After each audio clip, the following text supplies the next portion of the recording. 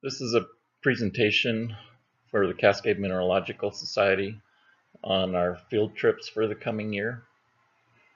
Just to give you an idea what our sites are like, what the hikes, if it's close to parking, what the scenery is like, and so forth. This is a map of the state of Washington showing locations where we go. A couple are up north in the North Cascades, a cluster in the Central Cascades. We go to Saddle Mountain over by Mattawa, Greenwater, and this arrow is pointing down into Oregon. We've got a couple of sites down there that we usually go to. This is a list of like field trips by season, difficulty rating. So I use a 1 to 5 difficulty rating. February, we go to Old One Lane Bridge, which is one of the easiest trips of the year. Parking is close to our collection site. Swift Creek is a hike down a steep trail to get to the river. It's not really a hike, it's just a short trail to get down to the river. But then you're walking on river cobbles, which is can be difficult. And we wear waders to get into the water across the stream. Saddle Mountain's a 2 because even though it's a dig, we park real close to where we collect. So there's not really a hike involved. April, May, First Creek is one of our toughest. It's a 2-mile hike with some elevation gain, but it's on a good road bed. But once we get to the 2-mile spot, we have some steep hills that would need to be climbed to get to where we dig. Biggs, Oregon, Rufus, so the Sherman County rock site, he takes us to a quarry that's next to where we park. Little Natchez, there's 3 sites we go to. So the first one's a 3, has a hike about a half mile with some elevation gain to get to where we get the thunder eggs. And then the next 2 are right next to the road, so they're easy picking. Red Top is a 4. There's 2 sites there that we go to. Greenwater's a 2. There's about 3 sites that we go to at Greenwater. Summer August picnic is the easiest of the year because there's no hike and there's great material at the auction. We have a lot of fun. And in September, Frost Mountain's one of our toughest. It's a hike with elevation gain. Red Top again is for Crystal Mountain. Not really too much of a hike there, but they're both, the 2 sites we go to at Crystal Mountain are both a dig. And then November, First Creek is a 5 again. Just a scenery shot in here to let you see how beautiful the Cascades are on a semi-clear day. So this is Old One Lane Bridge. It's a historic bridge. You can find it on Google Maps. We meet on site, and I send out instructions a week before for all of these trips, whether we meet on site, whether we have a rendezvous point. This is a historic bridge. It's been moved to this current location, and that's why it can be found on Google Maps, because it's a historical thing. This shows the middle fork of the Nooksack River when it's low. So there's a lot of collecting area. We collect a rock here called dunite. Some people call it dunite. And I read somewhere that there's British pronunciation is dunite and American pronunciation is dunite. So whether that's true or not, I don't know. But anyway, so we look for the light-skinned rocks that have green in them. Dunite is kind of a jade-like rock, but this is another area we collect that's down the gated road.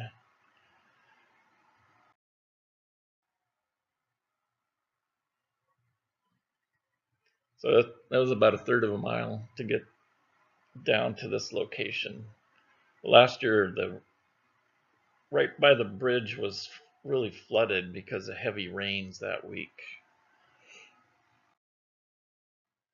So green rock is the dunite. We also collect metamorphic rock called gneiss, and there's some red jaspers there. And so that's a look at the dunite green with the black. And if you take a slice of it, it is semi-transparent. This is what the Swift Creek Bridge looks like. This is another spot that's easy to find. It's the end of the paved road, the Baker Lake Road. So we park up here. We have to hike down the steep embankment, or it's a short trail, get down to the river. And then we look for Baker blue agates in the stream gravels.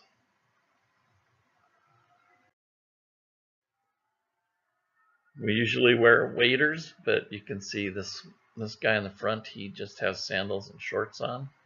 So if you can tolerate the cold water, you can do it that way.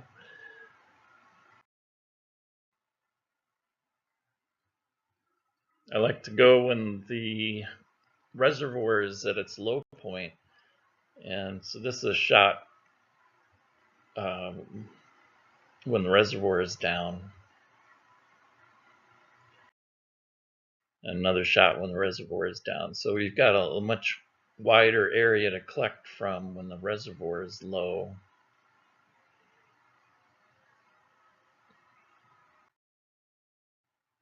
Last October when we were there, the salmon were running, this sockeye salmon, and they trucked them around the dam, which is something that we just found out last year. Because normally in the spring when we go, we don't see salmon. But in October, they were having their run. So you can see some of the rocks I collected.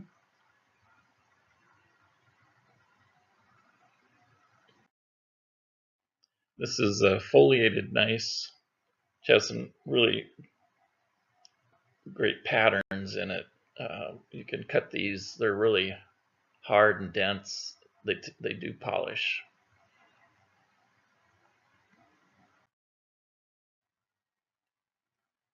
These are what the Baker Blues look like. Really beautiful agates with some matrix color on them. So the matrix material has some red and green, gives them a unique look. Some of the bigger rocks, you can find the agate like on the skin. Doesn't go very deep though. Sometimes you might find a pocket, which is nice.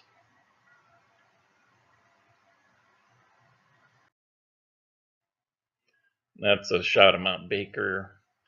This is an adjacent stream. But looking up at Mount Baker on a clear day, it's beautiful. We also sometimes go further east to the Cascade River and collect listonite. Listonite has this beautiful green patterns inside. You have to cut them open. On the outside, they have an orangey, kind of rusty skin character to them.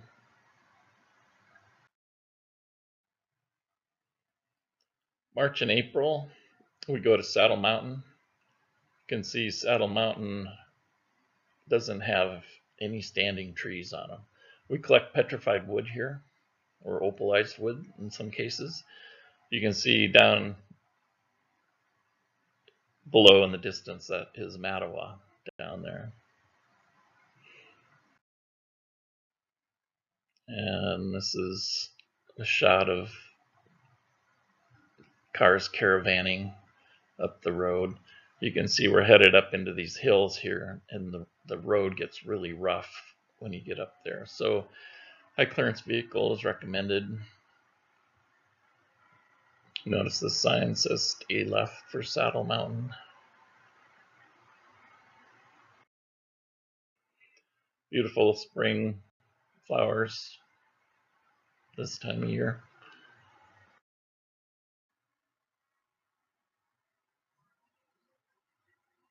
This was a new collecting area we tried last year, and we were pretty successful in this location.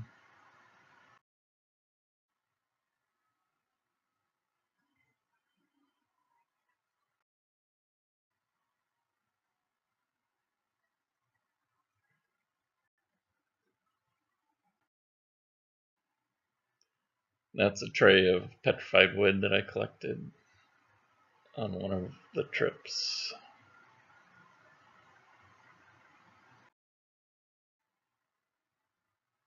The darker material. This is some opal from the diatom pits around Beverly. We usually go there later in the day.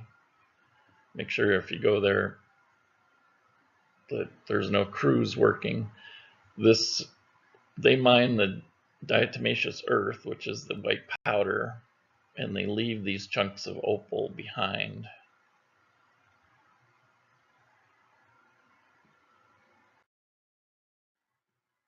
In May we go First Creek, which is northeast of Clay Elm. It's on a good roadbed, but it's 2-mile hike where we go. And there's several hills that we have to go up to get there. I would say elevation gain is probably around 500 feet.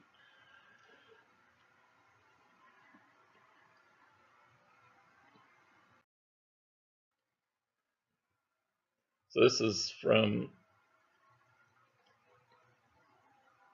up higher on the ridge line. You can see this road. The road is down here that we hiked in on. These are just scenery shots mostly, but it's a beautiful area, especially on a clear day. And here's some wildflowers.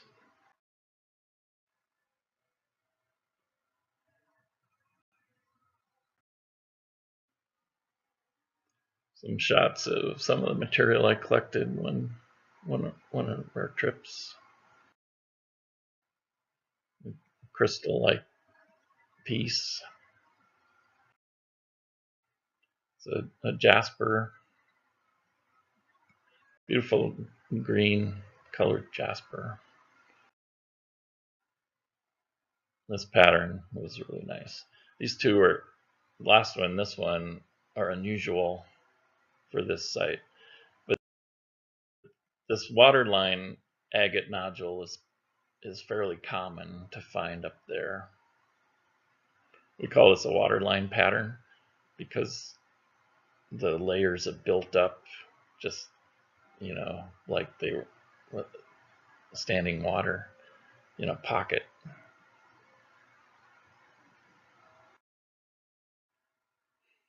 Another scenery shot. This is very high up on the ridge. I believe this trip we came in from the Liberty side, so we were already at the top. But it's a tough hike to hike up here from the bottom.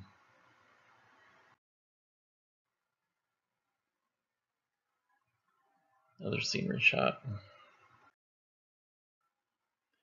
This is the Sherman County Rocks, where Jay Carlson takes people up into a quarry site in those hills that you can see above. This is down in Rufus, Oregon, and we look for, this is what the quarry looks like. We look for this pattern material. It's a mudstone formation. It's really hard and dense material, but it has beautiful patterns, takes a great polish.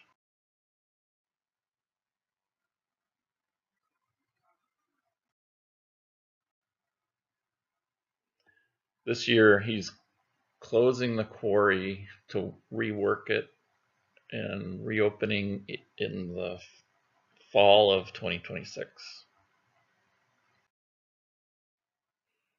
He brings another material from another site, and this is, he calls granite. And when it's got the red, the bright reds in there, he calls that granite with flame. Another piece. Another shot of the quarry. This is a group we had a couple of years ago.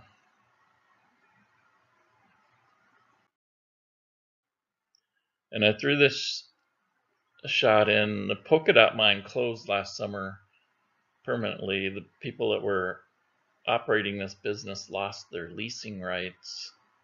And that's the thing with like the Biggs site and this site, where ranchers control the property.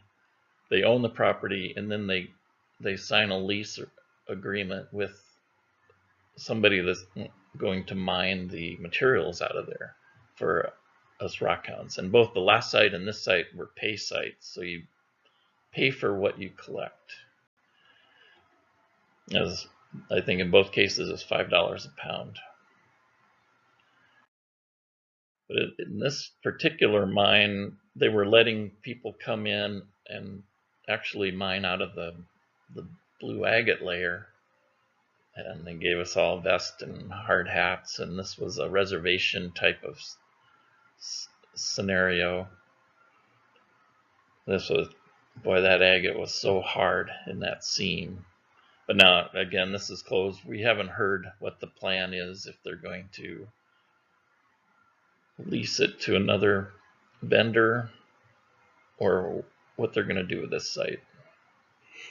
But I love this blue agate. It's beautiful.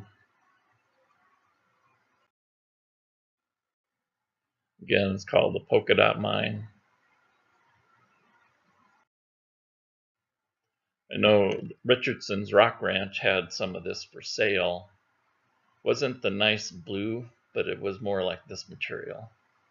And they'll make some nice cabs.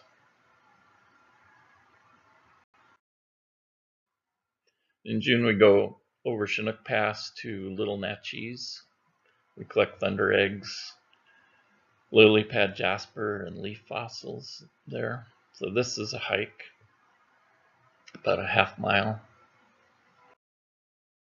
To get to the thunder egg site, there's a particular ridge we go to, has a lot of dig holes on it already. This is more of a geode type. It was found, it was packed full of clay. Had no idea how it was going to turn out, but after it was cleaned up, it had a nice hollow in there. This is more typical of the thunder eggs that we find there. They're solid, have nice blue chalcedony in them. This is a shot of the lily pad site. So it's right next to the road, easy to collect. And this is what the material looks like. There's like these crystal balls that are in matrix.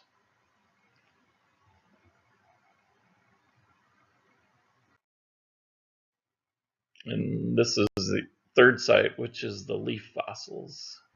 You can see the leaf here. It's more of a carbon imprint.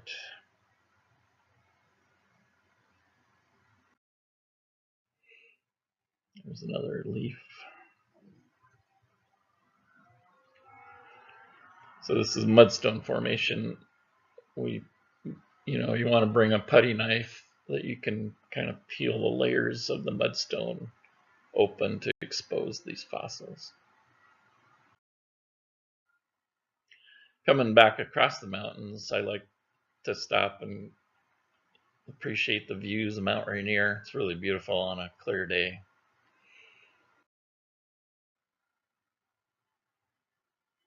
Again, this is Chinook Pass. We're coming over Chinook Pass. And they usually don't open this until either like right before Memorial Day, or if they're running late, it's a little after Memorial Day. So I don't schedule this trip until June. And this is a site we go to near Clay Elm. It's a red top. This is our lower dig site. It's a steep hike, a few hundred feet to get up to here from the road. And then we also go to the meadow up the Indian Creek Trail. So it's just shot as we're hiking up. And that particular time, I think this was 2 years ago, it snowed on us in June when we were up there. But here's a shot of from the meadow through these trees. You could see Mount Rainier on a clear day.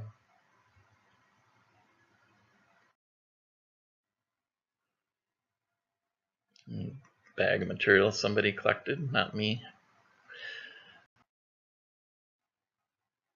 Here's a picture of one of our standing rock hounds, Tess and Annie. I think she's giving instructions on what we're looking for, and she's paying close attention.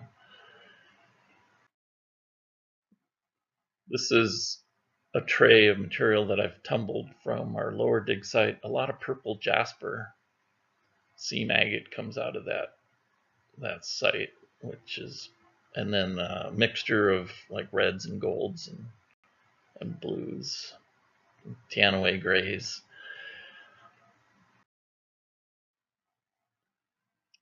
Another shot from our dig site.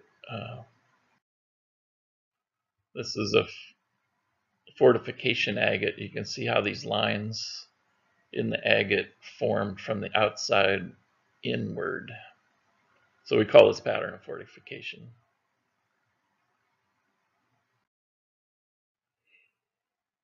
There's some that I did collect from the meadows. So again, the meadow's a dig, and it's hard digging. So if you find some of these round nodules, you can feel good about yourself. This is a nice crystal plate, though, that I got up there. These are nice size crystal forms. In July, we go to Greenwater. This is a black agate site. So some of these pits get pretty deep, sometimes up to 6 feet deep.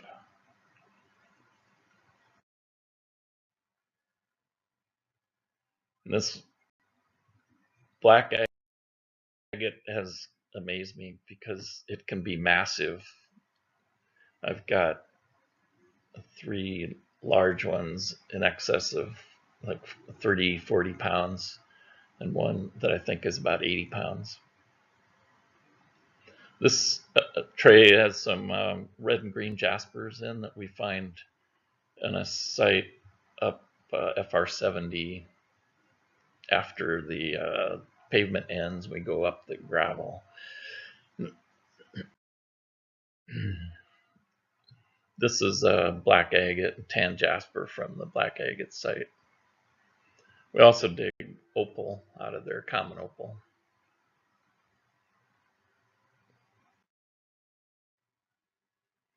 This is another site that we find green jasper. This is off of FR 72.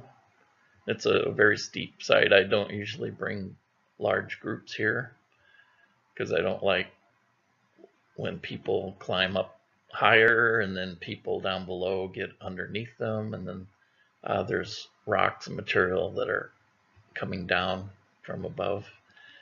So I just like to keep our trips safe. A shot of some of the green jasper, especially this one here.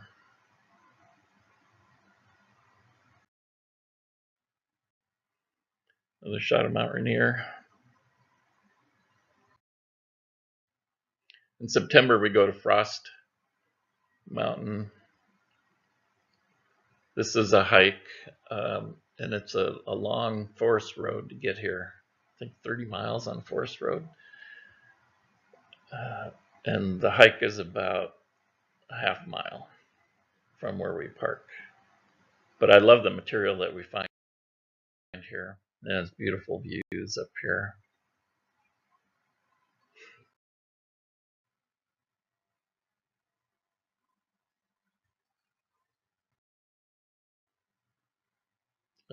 Noel looks happy. This is some of the material that I collected last fall. So some nice reds, some really nice greens, a very unique colored green, kind of a bluish green.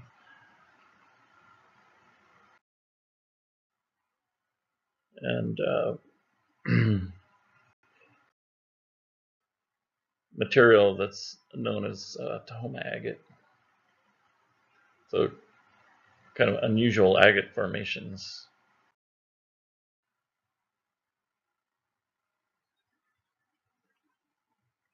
Some having little crystal pockets in them, which is makes them really nice. Also, towards the end of September, we do a camp out. We've been going to the Teanaway Neighborhood Forest camping area. This is a Discover Pass area. But they have large group site camping spots and vault toilets, which makes it really nice for us to have a group.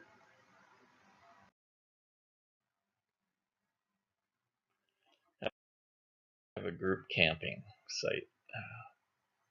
So last year, Red Top was closed because of the fire,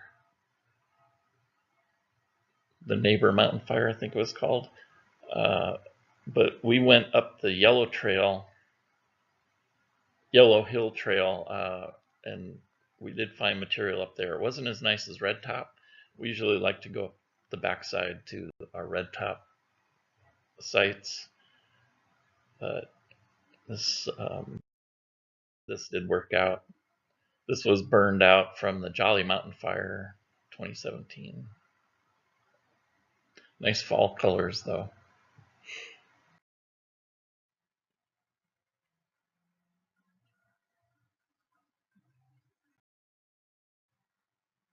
So back at the campsite, everybody's showing off their finds. Little show and tell.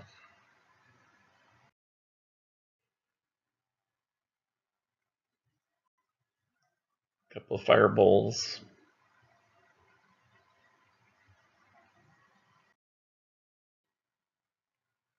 Some of the material I collected there, sea agates and big chunk of red jasper.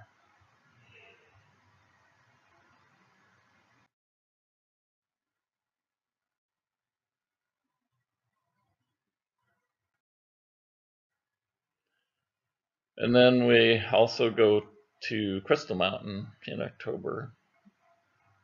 This is there's an elk herd up there. If you're lucky, you can see them running through the rangeland.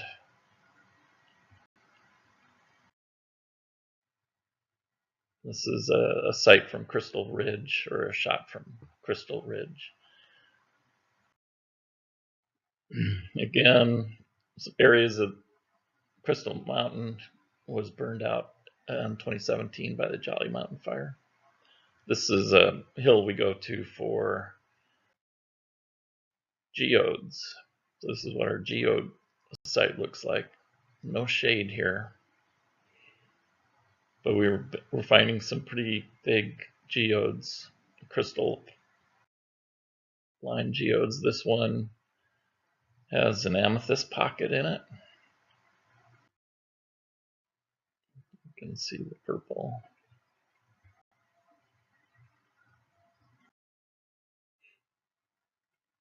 This one has a nice agate pattern around the outside with a crystal pocket on the inside.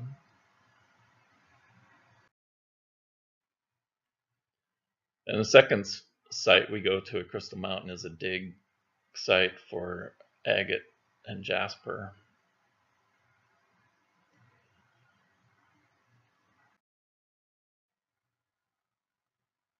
Here's some shots of what those agates look like.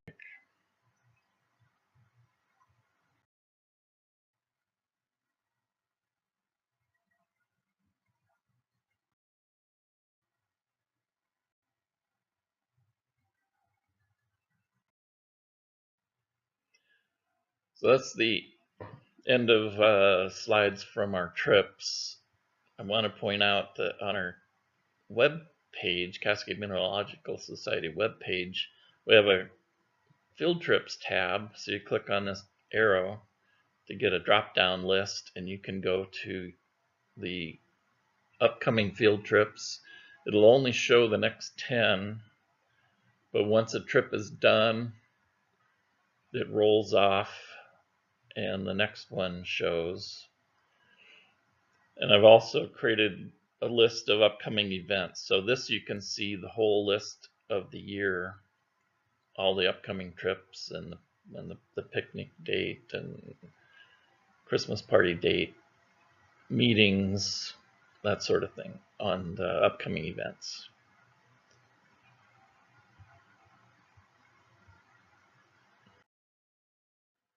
And as far as tools go, the basics that I use are this garden pick. You can find this at Harbor Tools, and a short shovel. So these both fit in the backpack pretty nicely, and a bucket for your materials.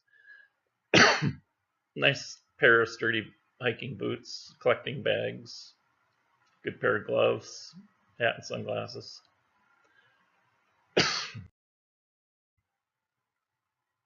Miscellaneous tools like bars, sledgehammer, rock pick, chisels, knee pads, safety glasses. And that's the end of slides.